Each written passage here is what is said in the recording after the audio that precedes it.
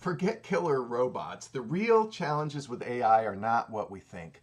As owners, leaders, and professionals, I find two critical concerns we should be thinking about. Number one, the misuse of AI technology. And number two, the potential loss of genuine human connection. That's what keeps me up at night.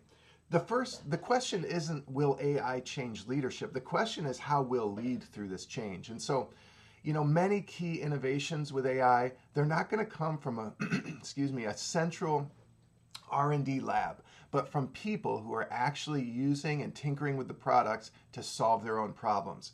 Employees are already using AI, but they're afraid to share what they're finding for several reasons. Fear of punishment, job security concerns if AI capabilities become known, worry about AI-driven productivity becoming the new baseline, and then lack of clear channels to share what they're learning about AI. The real future of AI isn't about technology. The real future of AI is about human potential. So let's free up our employees to experiment and to freely share what they're learning without repercussions and maybe even with some rewards.